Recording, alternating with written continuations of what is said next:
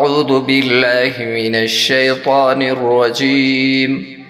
بسم الله الرحمن الرحيم.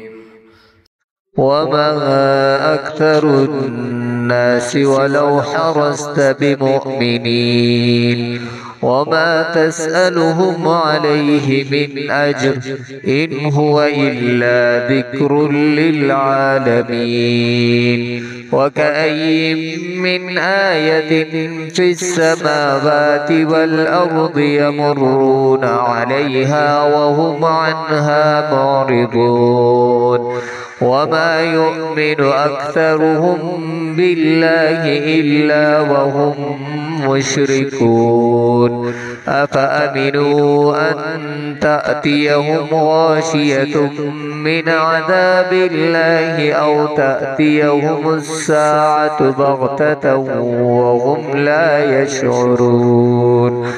قل هذه سبيلي أدعو إلى الله على بصيرة أنا ومن اتبعني وسبحان الله وما أنا من المشركين.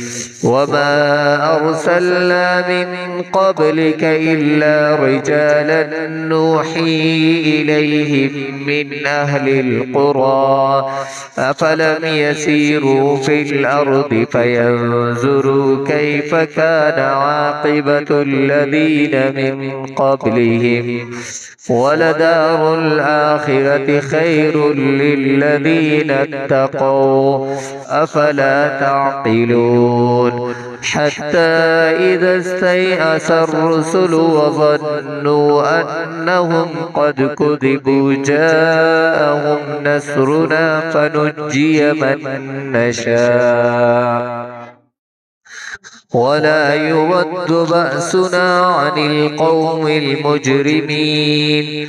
لقد كان في قصصهم عبرة لأولي الألباب ما كان حديثا يفترى ولكن تصديق الذي بين يديه وتفصيل